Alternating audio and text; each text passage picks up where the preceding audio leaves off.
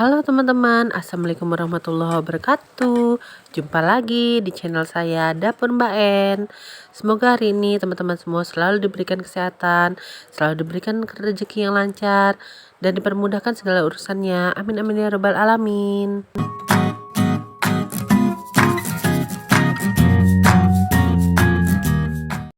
Nah, berhubung di sini sudah sore ya teman-teman, saya mau masak buat menu habis maghrib kami makan ya teman-teman.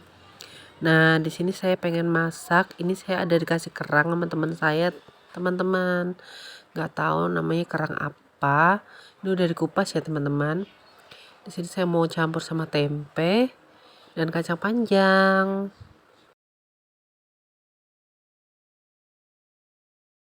Nah, teman-teman, sambil lihat video saya masak, saya ingin cerita sedikit ya teman-teman tentang pengalaman hidup saya sewaktu baru pertama kali menikah, teman-teman. Awal-awal menikah, saya itu sempat kehilangan seorang anak ya teman-teman. Anak yang saya kandung, darah daging saya, karena sesuatu hal teman-teman. Jadi ceritanya sewaktu saya baru menikah, saya itu tinggal dengan mertua saya teman-teman. Nah, mertua saya itu kebetulan rumahnya di pinggir jalan dan suka memelihara tanaman teman-teman. Jadi suami saya saat itu sedang bekerja dan saya sedang menyirami tanaman di depan rumah mertua saya teman-teman. Nah, waktu itu kalau nggak salah waktunya itu siang hari ya teman-teman. Sekitar mau zuhur gitu teman-teman. Lalu mertua saya singkat cerita menyuruh saya untuk masuk ke dalam rumah karena udah tengah hari ya teman-teman. Kalau di Kalimantan itu tengah hari atau mau maghrib itu pamali ya, apalagi orang lagi hamil. Lalu saya disuruh masuk oleh mertua saya. Dia bilang, "En masuk, ayo udah mau zuhur," gitu kan. "Iya mah," kata saya kan. Terus mertua saya udah masuk duluan. Terus saya masih siram-siram tanaman itu teman-teman di depan rumah. Terus nggak selang berapa lama itu ada seorang orang tua ya teman-teman, nenek-nenek gitu. Dia hanya memakai selendang teman-teman. Lalu selendang di maksudnya kerudung gitu ya teman-teman. Terus di selendangan kerudungnya itu seperti halnya nenek-nenek yang cuman pakai kebaya dan sarung ya teman-teman waktu itu.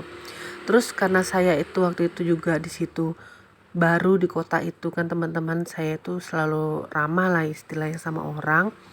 Jadi saya tuh siapapun yang lewat dekat saya tuh selalu saya tegur teman-teman. Lalu mungkin saya pikir itu tetangganya suami saya atau gimana gitu kan. Lalu saya tegurlah nenek itu. Saya tegur, "Mau kemana nek?" Seperti itu kan. Terus neneknya itu nggak jawab apa-apa teman-teman. Tidak menjawab apapun, sedikit pun tidak menjawab teman-teman. Lalu nenek itu mendekati saya dan langsung ini teman-teman ngelus-ngelus perut saya saat itu. Saat itu saya sedang hamil, usia kandung saya 5 bulan teman-teman. 5 bulan lebih lah. Nah setelah nenek-nenek itu mengelus-ngelus perut saya, dan nenek itu hanya diam teman-teman, terus masuk ke dalam gang di sebelah rumah nenek, di sebelah pas di sebelah rumah mertua saya itu ada gang teman-teman, dan di belakang itu banyak pemukiman warga karena mertua saya rumahnya pas di pinggir jalan ya teman-teman. Lalu saya tidak berpikiran buruk atau apapun saat itu teman-teman. Saya pikir hanya orang tua dan tetangga.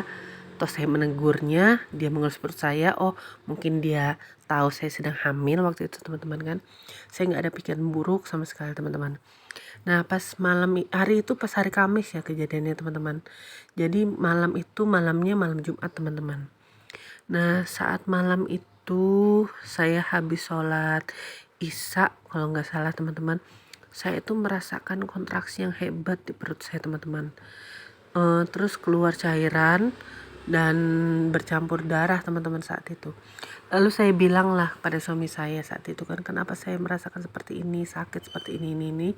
Terus suami saya bilang, ya mungkin kamu kecapean, ya udah kamu istirahat aja gitu. Terus saya istirahat teman-teman. Selang berapa waktu sampai jam 1 malam itu saya merasakan sakit yang sangat hebat teman-teman. Seperti saya tuh merasakan seperti dikacak-kacak gitu teman-teman.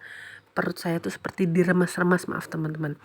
Nah, seperti diremas-remas, perut saya sakit banget dan ternyata darah itu sudah mengalir banyak teman-teman di kaki saya.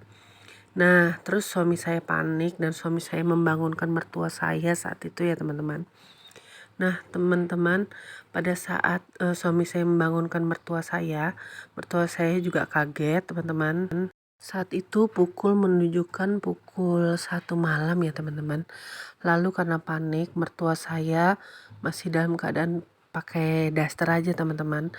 Ngambil jilbab dan suami saya juga cuman pakai kaos oblong dan celana pendek. Terus kami semua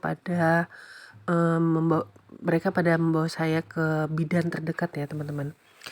Saat di bidan itu saya diperiksa pakai detak jantung bayi itu ya teman-teman. Alat pendetak jantung bayi itu, jantungnya bayi itu bagus aja teman-teman, cuman memang ada kontraksi sedikit kata bidannya, dan bidannya itu nggak berani ini menanganin karena masih terlalu muda usia kandungan saya saat itu ya teman-teman, dan saya juga punya riwayat penyakit asma, jadi bidannya itu nggak berani teman-teman. Lalu bidan menyarankan untuk dibawa ke rumah sakit. Saat itu saya udah lemes banget teman-teman karena darah itu udah banyak banget seperti orang keguguran teman-teman ya. Tapi bayi ini benar-benar gimana, bayi saya itu udah kontraksi teman-teman, udah mau keluar. Terpaksa mereka semua melarikan saya ke rumah sakit teman-teman. Nah, saat di rumah sakit ternyata saya sudah pendarahan hebat teman-teman, dan anak saya melahirkan secara normal teman-teman. Tapi ada kejadian aneh ya teman-teman sebelum saya melahirkan itu. Ini sepertinya waktunya tidak cukup deh teman-teman. Nanti saya sambung ke part 2 ya teman-teman. Oke teman-teman, saya pasti cerita. Kalian juga pasti penasaran kan cerita saya seperti apa. Jangan lupa like, subscribe, dan nyalakan loncengnya ya teman-teman, agar teman-teman tidak ketinggalan berita dari saya ya teman-teman. Oke, part 2. Nah, ini saya ambil videonya setelah suami saya pulang kerja ya teman-teman.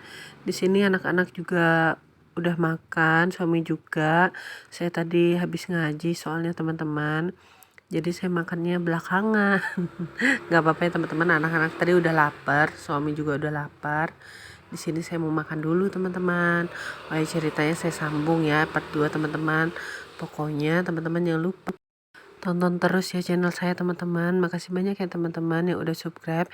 Yang baru menemukan channel saya, selamat bergabung di channel saya Dapur Mbak En.